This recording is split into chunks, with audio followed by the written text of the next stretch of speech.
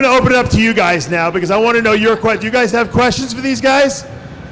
Does anyone want to ask any questions? Raise your hand. Come up. Come on up. I'll give you the microphone. You can ask a question. You guys are like the epitome. You are the legends up here on as far as Olympia goes. Here's a question. How do you deal with the disconnect from stage ready to just every day sitting on the couch? How hard is it to actually think of what your normal is?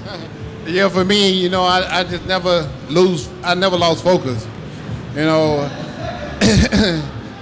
I won 8 Olympias, and I didn't really enjoy winning none of them because I was always getting ready for the next one. I didn't really enjoy everything until my career was over with. So I was always focused, and I never lost focus on bodybuilding, on winning, on being Mr. Olympia. So I always stayed focused and never lost it. Never lost it. I mean, I can tell you, I would leave the show after winning, and I would discuss with my team, okay, how can I be better for next year? And the training would pretty much start mentally, okay? But my routine off-season to pre-contest was the same. I still structured my meals, I still trained, and we didn't have a lot of distractions. And if there were distractions, I cut those things out of my life. And I just focused on that one goal, and that was being the best bodybuilder in the world. Exactly. Same thing. Same way. Same for me. If you have questions, come up. Come up.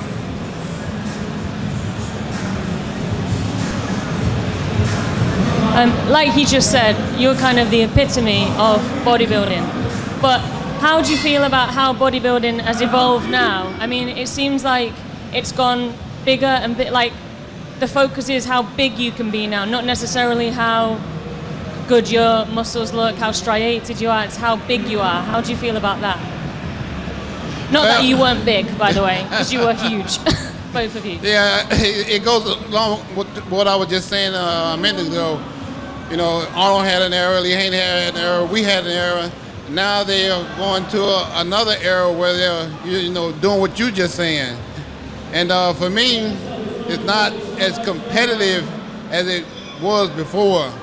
I look at some of the guys, and it's like Jay just said, you know, everybody's doing stuff for Instagram and all this social media, and they're really not focused on being the best they possibly can be because they're focused on other things. And when you focus on other things, you're not putting all your energy into being the best you possibly can be. Thank you. I got a question for you guys. How do you as champions, you know, when you were coming up, how did you, you know, create a game plan and stick to it? Because I think a lot of people out there have so many people talking in their ears and giving them opinions and saying, do this, you should do that, you should do this. And you know, if you listen to everyone, you accomplish nothing. Yeah, for me, it was all through trial and error. You know, I would get with, I didn't know anything about bodybuilding when I got into the sport. And I always tell people, knowledge is power. And it's all about knowledge. If you get with somebody that knows a whole lot, then you are going to learn a whole lot and you're going to be the best you possibly can be. Well, I went through like maybe 3 or 4 different nutritionists and trainers. You know, there were some guys that didn't know as much as other guys, so that didn't allow me to be the best I possibly could be. But once I met a guy by the name of Chad Nichols, he was one of the most knowledgeable guys I'd ever met in my whole entire life, and I learned a ton from him. And he was the one that allowed me to be the best I possibly can be. He the one had the most knowledge out there for me.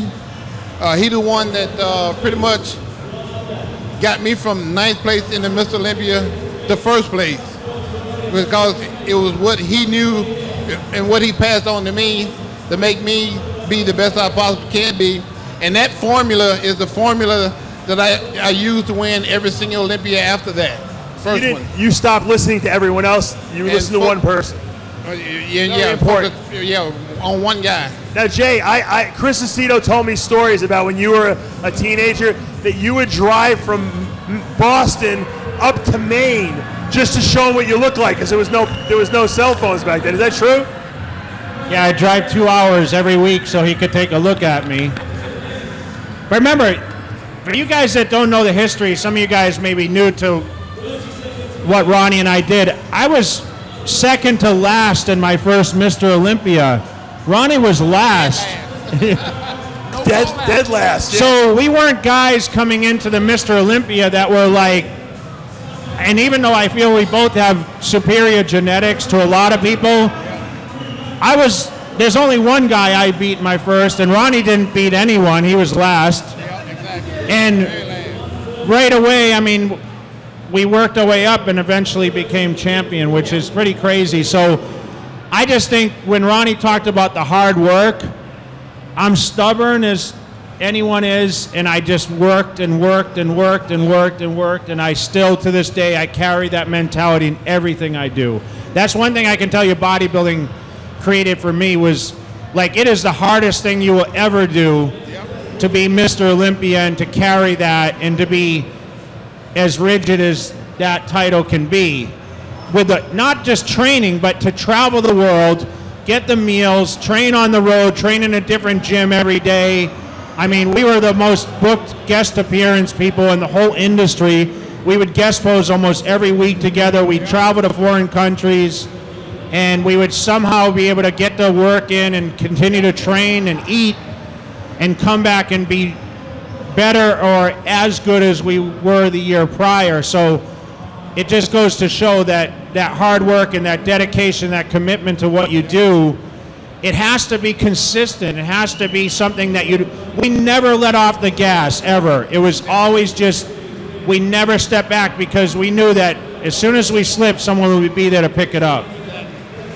You know, I give advice. When people ask me for advice, I tell them the same thing. I say, look, you have to train as though the guy you're going to be competing on stage is training harder than you. Because if you don't have that mentality, you'll never push your body hard enough. And I thought Ronnie was Mr. Olympia already when I did my first. And I thought I was going to get a call out with Ronnie Coleman. And I barely got a call out with anyone. So this goes to show. I thought I was going to win the Olympia that year, to be honest. My first, and I was 15th. Trying to win every last one of them. There's one theme, as you guys will see, that's consistent in both of these guys, that they refuse to quit and they refuse to accept anyone else's good opinion of what they should do or they shouldn't have done, and that's why they were successful. And I think that both of them are a true testament to the fact that if you don't give up and you don't quit, you can accomplish anything. You know, everyone said, Ronnie, don't train anymore. You know, don't do this. You know, you're making yourself worse. And look, Ronnie's out of pain now. He found a solution. He's going to walk again, and I'm sure we're going to, unfortunately, see him back in the gym lifting way too heavy again. Guys, I want to thank both of you for coming up here. I'm sure the fans, give them applause. Give them a big round of applause. You know, I'm a fan too, so this was great to hear all their opinions and insights. And what we're going to do is they're going to come around the front of the stage, and if you guys want to take pictures and say hello to them and greet them, I'm sure we'll get a bunch of whole pictures with them.